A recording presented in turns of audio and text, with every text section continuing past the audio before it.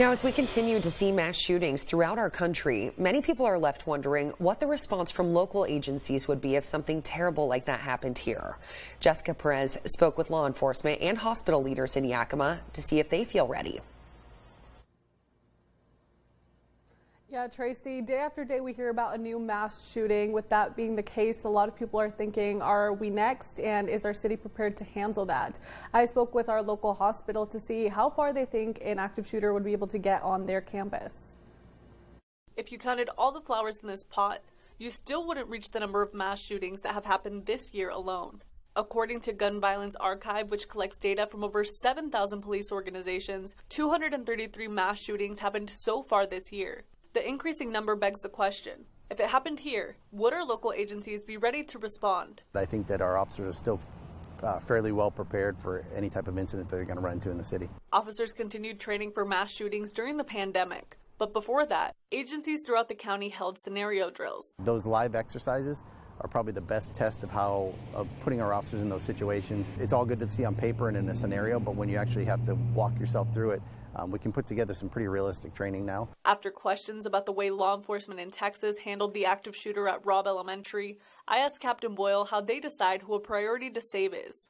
So we put ourselves behind the victims and the non-involved people. The chief medical officer for Yakima Valley Memorial, Dr. Marty Brugman, tells me the hospital would prepare to receive victims by going into incident command. Hospital leaders would be assigned tasks and decide how to respond. The benefits of COVID is we've been in incident command pretty much non-stop for 2 years now, so we've gotten very good at incident command. The hospital also had some practice responding to a shooting earlier this year after thinking there was an active shooter at Ike in March when 2 kids were shot in the parking lot. I asked Dr. Brugman how they would respond if a shooting happened on their campus, like the shooting at a Tulsa clinic Wednesday. You know, Jessica, I don't know that you ever can prepare yourself to have it. Precautions have been put in place, like active shooter training for staff, armed security, and checkpoints at every entrance, with bag checks, metal detectors, and wanding. These checkpoints were put into place a few years ago after a number of incidents where people brought weapons into the hospital.